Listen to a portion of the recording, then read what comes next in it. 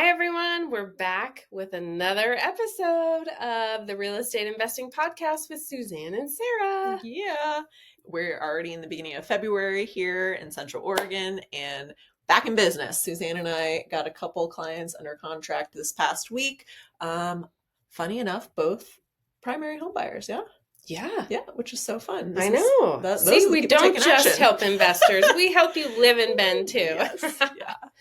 Yeah. So good. The snow came down and everyone was ready to buy houses. Mm-hmm. It's been a good week.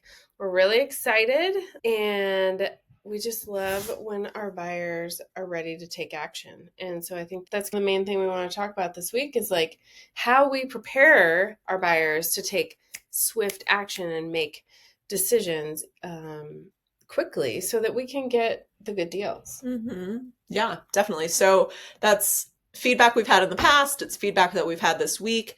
We're quick and help people get under contract quickly when they are ready and they have a vision and they're prepared. I misspoke though, Suzanne. I was just thinking about it. One of the people we got under contract is actually a second home buyer. Oh, you're right. But their long-term vision is that they will live in this house. In this house, yeah. Yeah. So both of these homes are totally unique. One has been on the market for over 200 days? Yeah. And I think this is such a great example of don't assume things. It's so easy when you're just far away and you're sitting on your phone and you're scrolling and saying, oh, there must be something wrong with this house because it's sat on the market for 200 days. We're here to tell you, usually that's not the case. It's just where a property fell out of favor with a typical buyer because everyone assumed there was something wrong with it. And when this house sold last year to a flipper, there was something wrong with it. And that's why a flipper bought it, because they know how to deal with these things. And it had a foundation issue that they fixed for $56,000. And they were willing to take on that quote unquote risk because they knew it wasn't that big of a deal. And it's just money can fix everything. Sarah?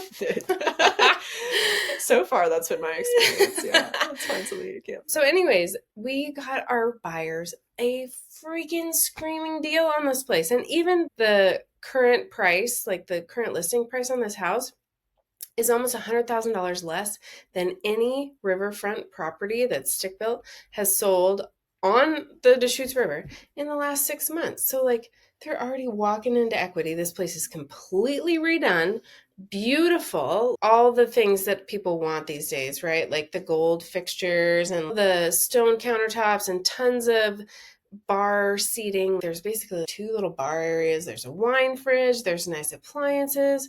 It's open. There's windows galore. And you look out over the Deschutes River and it's gorgeous.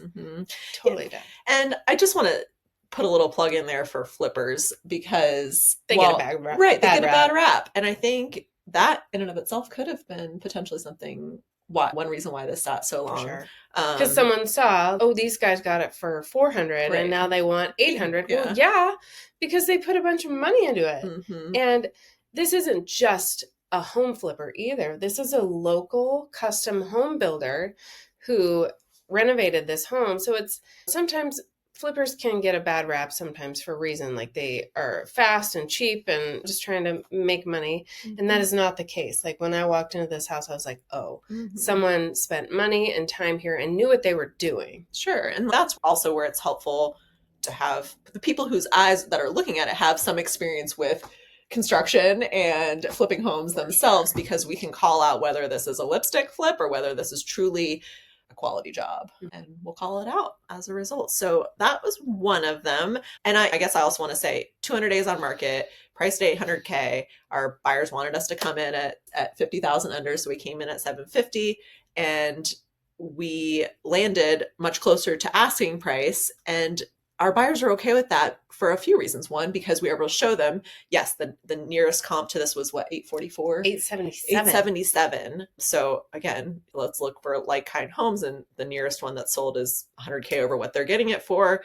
What else? And what happens oftentimes with either flips or new construction is the builder or remodeler will put in your dishwasher and your range, but they don't put in the fridge because the fridge is a pretty personal choice and they're expensive, and they don't usually put in a washer dryer. Well, a custom home builder is going to be able to get a way better deal on both of those things than you or I or our clients. So we built that into the offer as a way to get the seller closer to their asking price, yet still get something of high value to our buyers. So it was a win for everybody, and that's what got the deal done. Totally, absolutely. Yeah, this deal was going south. Like we submitted an offer. There wasn't even a counter offer presented back to us. The seller's agent was basically just, sorry, this isn't going to work at anything less than asking. And Suzanne, in all her infinite wisdom, was like, I wonder if this is one of those deals where we can include appliances and make that everybody feel better for it. And it worked. And our buyers flew up from California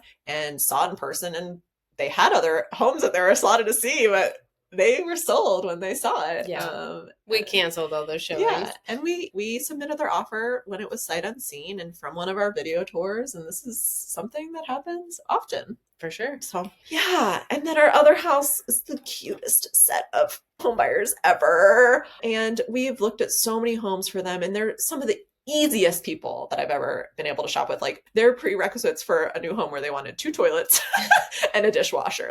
That's all that really mattered to them. And I think they're just this beautifully modest people, but can afford a nice home. And we've really landed them in something that I think that they deserve in terms of quality and the stage of life that they're at. And I think is not cookie cutter. It really very much fits their personality, and it's on the way to Mount Bachelor. And yeah, they're big skiers and runners, and they have got a dog. And what I've found time and time again is location just is everything. Sure. And if you're comparing a home in Northeast Bend with maybe with a large fenced yard, but somewhat comparable to a home with a smaller yard, but adventure is right outside your doorstep, that is actually worth more than some other things. So sounds like something you can relate to. I can totally relate Sarah? to that. Yeah. So I've been living in my own world of bliss with our new home that's getting renovated off of the Deschutes River. Also got to walk my kiddo home from school yesterday, less than a 0.25 mile hike home in the snow and crossing the river and on a sled. Like, when do you get to walk your kid home on a sled? Yeah. That's why we live here. Yeah. Just seeing geese and ducks on the way home and like little prints in the snow, and just so dreamy. Highly encourage, if you are looking at the cost benefit of location over like amenities or whatever, or features in a home, that location always wins. Mm-hmm. But I think we should talk about something that our buyers often experience, and we experience ourselves, which is stress about buying a new place. And money is like a thing, right? Like, it's not infinite as much as we wish it was. We know we're really good at making money and investing money, but will you just talk about your experience of carrying 2 mortgages right now? Oh yeah, I have 5 mortgages. Oh yeah, yeah. I mean, but 2 yes, primary mortgages. Yeah. So yeah, I definitely had my own moment this week of, oh my gosh, I have to get everything on spreadsheets right in front of me because I have a very finite amount of money in my bank account that I think will only last me about a month left. And just having to really like hammer it all down right in front of me and figure out what I can put on credit cards now, what has to come out of my bank accounts. And all of this is okay, right? But the idea is that it's really just about having your eyes wide open, knowing what all of your expenses are, knowing how to prioritize them. In many cases, just communication with the people around you that you owe money to, and setting these scenarios up, and knowing that as fast as money goes away, it comes back. But where I was able to make myself feel better is, okay, in the lending process, I'm just going to back up a little bit. Obviously, in the lending process, people aren't lending homes to people who don't have enough money to float them, right? Mm-hmm. Part of the lending process is making sure that you have enough reserves. And in this case, for this last mortgage, they wanted me to have 6 months of reserves. So reserves are making sure you have enough for your mortgage and taxes and insurance and all of that for up to 6 months, in addition to what you had to put down at closing. And that doesn't all tend to be liquid in your regular accounts. It is out there in various ways. And I just decided to take the stress out of my life and transfer money from my Roth IRA that I had from back at a time where I could contribute to that. And that's going to float me for the next month and a half until these transactions that we have under contract now start cashing back into my bank account until the season picks back up again. So yes, it was very stressful for about a day, but that's only happens when you don't have a real grasp on what you've got going on in your life. So as much as I like to put my head in a hole and pretend that like everyth's okay, sometimes shit hits the fan and it's not. And this has happened to me a couple times this year. It's happened both times. It's happened right after I bought a house. And it all comes back, but it just takes planning, organization, and just action, as always, just getting it done, taking care of yourself. And that's the thing too, that a wise person in my life, my oldest sister, told me a few years ago when I was stressing about my money being gone. She was like, Suzanne, the money is not gone. It's just reinvested into a different asset that is less liquid. So it's not gone, right? Sarah bought a very valuable property that she's going to make even more valuable with the renovations she's doing. But right now, cash is tight. And so I think what you came up with, your solution of using money in a Roth that you can take money out and put the money back in, both your contributions and your profit for 6 months with no penalty is genius. And it's just, you're just moving money around until things like the cash flow gets a little better. So awesome. Glad to hear it. And we just want you to know we are real people too. We know the stress that comes along with buying properties and how it can feel like scary and financially tight for a while, but the short-term pain is worth the long-term gain for sure. Absolutely. Yeah, I have not been able to buy this much happiness in my life in a very long time. And it really is rooted in the fact that like we've bought ourselves a whole new lifestyle with the location of the home that we're going to move into. Yeah, sledding home from school. Those kids are going to remember that for their whole life. It should be good. Yeah. That's the idea. Yeah. All right. So last week was all about relationships, right? And I think we're going to continue that conversation this week because it is such an important part of what we do. The majority of our business is based on relationships. And so trusted partners are really important for getting a deal done quickly and seamlessly and just making the client experience super smooth. But there's also the flip side of that. So, well, do we want to talk about the trusted partners first? Let's start with the good. Yeah. Okay. So we're circling back to one of our current transactions. And so this home that was the flip, we were in the process of scheduling the home inspection for this with one of our trusted home inspection partners. And he was like, oh, full disclosure, I inspected this home last September and the seller doesn't like me very much. And I was like, oh, great. Here we go. Like deal is dead in the water. Like I'm just reading through the lines here, assuming the worst, like it's like a terrible home inspection, but that wasn't the case. Not at all. And it was just really helpful for us that he came to us, told us this, and we were able to take care of any issues proactively just because of the relationship that we had with him, like that we can text him and he trusts us enough to say, hey, I've been here before and here's what I found. And we can. And so what we've done with that is we've taken that information, we've relayed it directly to the seller's agent and given them this like vital piece of information to be able to take to the seller and take care of any previously known issues that they might not have known about proactively. So it's not coming back in the inspection report this time around. It's already taken care of. It's not going to scare our buyers off.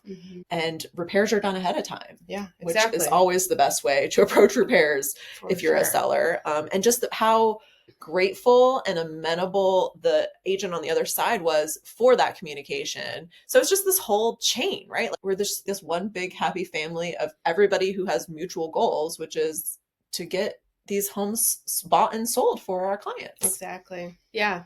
Yeah. And to provide homes that are, inspected and well maintained and, where everybody feels confident with what they're getting. So that was an awesome experience with a trusted partner. So let's talk about when someone's not a partner. Right. When someone is not a partner and doesn't have other people's best interest in mind. So we have some new clients that we have and that we now have under contract came to us from another trusted industry partner, a property management partner that we have, and introduced them to us. They were staying in a midterm rental. This midterm rental manager is very hands-on, has a lot of direct communication with his tenants, and he found out from them that they were looking for a home and he referred them to us. And referrals, when you're not a real estate agent, is really just like an industry partner introduction, right? Like Yeah. nobody is expecting kickbacks, or there's no kickbacks in that specific instance. And Suzanne had been talking to these clients for a couple weeks over text. And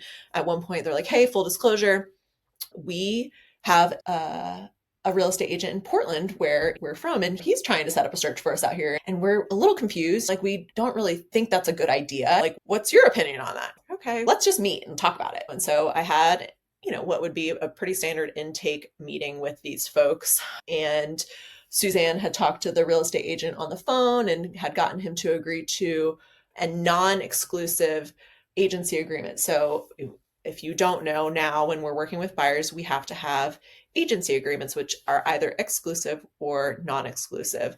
And if it's exclusive, that means that the buyer is committing to only working with us, with you, whomever they've signed that agreement with.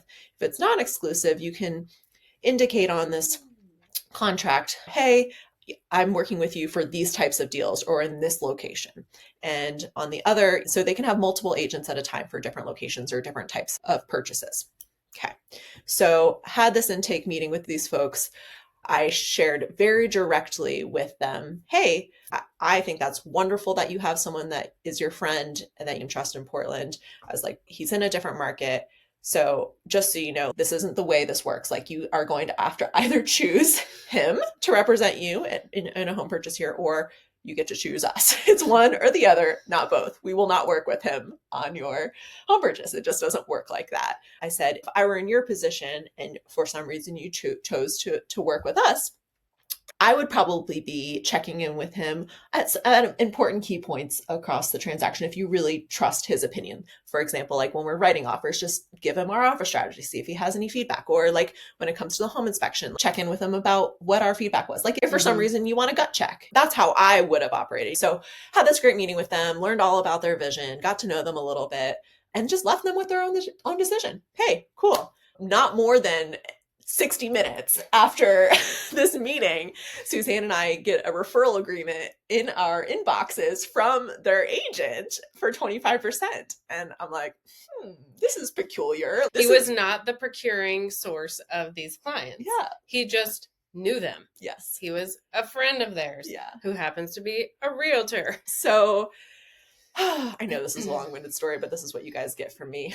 There was a red flag in my mind thinking, never would I ever try and help somebody buy in a market that I'm not familiar with. Sure, I would help people sell homes all day long, all over Oregon, because being a listing agent and being a selling agent are two completely different things. As a buyer's agent, you have to have like in-depth knowledge of that particular area as far as just like locations, price points.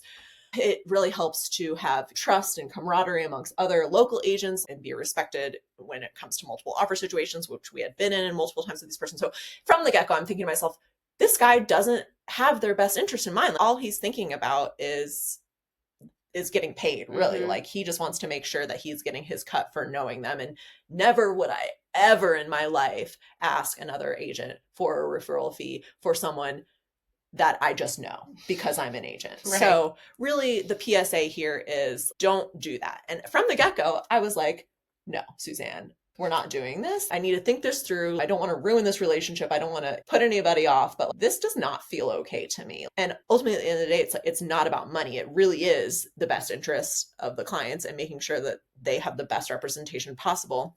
And Suzanne is actually usually on the other end of the spectrum in these conversations. It's usually me who's, oh, there's enough to go around. And Suzanne was like, no, Sarah, like this could be good. We could be his referral partners. I'm like, but what I learned through more communication with this agent, I let him know what I thought about him asking for our 25% referral fee and how we were not actually introduced to these clients from them. And I'm sorry that he felt that way, and that we would generously offer him a 15% referral fee out of the loving kindness of our hearts. And it backfired pretty quick. He was basically like, this was not an option, basically. I told the client, it's either the option is use me or use this other agent that I know in town as a referral agent. And again, that's just a whole nother red flag again, because you meet people, right? And again, this is a relationship business. And I truly felt that I had a connection with these people, and I still do. And it's all just this beautiful thing that's come to fruition as far as relationships go. And I stood my ground, and I had a somewhat difficult conversation with them.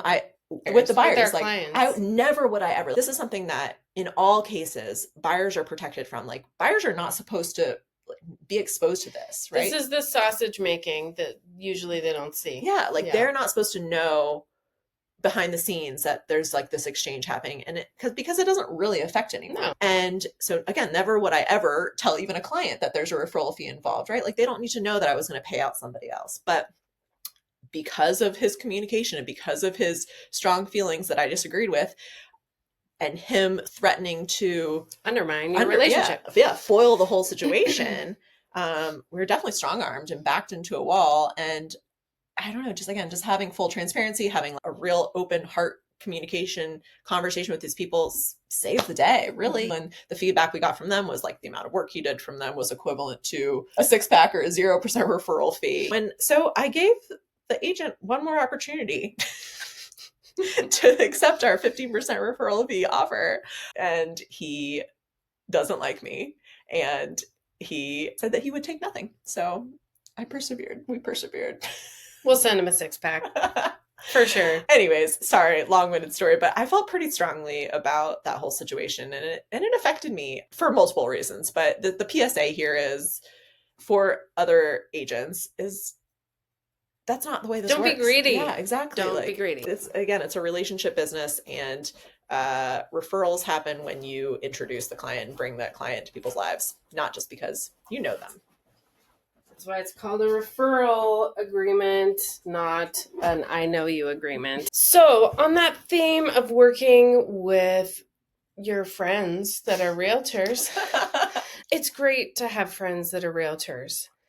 It's also really important if you're an investor, you want a realtor that actually knows investing and that knows how to do a lot of the complex things that come along with investment real estate that are just totally different from your standard residential real estate. So we had this interesting thing happen where we have a person in our Central Oregon Investor Network community who comes to our events, who has asked us for insight on properties that we send out in our weekly email, and come to find out, he told us that he's working with his friend who's a realtor. Okay, bummer for us because we've been cultivating this relationship. We've obviously provided a lot of value, and he's still coming to us for our expertise. So still asking questions about the properties that we are finding. And in my mind, taking them to his friend realtor, who is then going to make the money on all the work we've done. Okay, so it goes like, fine. You just let it go. That's typically what we do. That's fine. So then this week he reached out to us and was like, hey ladies, I've been talking to a seller about an on-market deal that has seller financing, but my agent doesn't know anything about seller financing, and this is a problem and it's taking too long, and I'm worried I'm going to lose out on this deal. And I signed an agreement with this agent. What do I do? Because I know you ladies know how to do this. So it was fabulous and very validating that he came to us and asked for our expertise in the context of, I know you guys know what you're doing and can you help me? So basically we looked at his agreement. We told him what his options are. He can use us. But so essentially what was happening is it was just taking too long. This other agent who didn't know about seller financing, which can be very tricky, mind you, when you're navigating and like negotiating these terms, because usually the bank figures this stuff out. And like when you're an agent with a seller finance deal, you have to figure out this stuff and help advise your client on like how to structure these deals. So ultimately it's still up in the air. Not sure what's happening here. The PSA here for clients is like, use someone who knows their stuff for investment real estate. And if you want to use your friends, like, maybe, what do you want to say? Yeah, here's the deal. We always say your realtor should be someone that you know and trust. They don't have to be your friend, though. We might become your friends, but we should probably just be somebody you know and trust first. And I think our experience and like professionalism is paramount to the being a friend thing, especially in this particular case. And the reason why this turned out to be an issue in this case is because of these silly buyer rep agreements. They're great in so many ways, but they've really killed the deal for us. Different clients recently.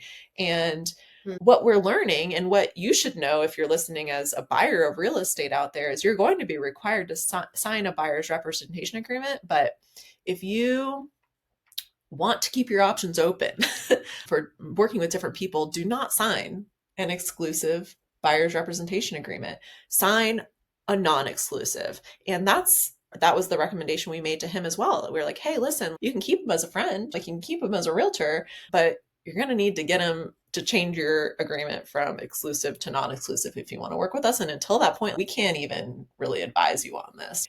And again, like now the ball's in his court. He has to take the action. And it's sad because he's really questioning the whole thing, and it's like muddying the waters in their relationship. And I'm sure he knows he's a smart guy. Like he knows that it would be within his best interest to actually use us.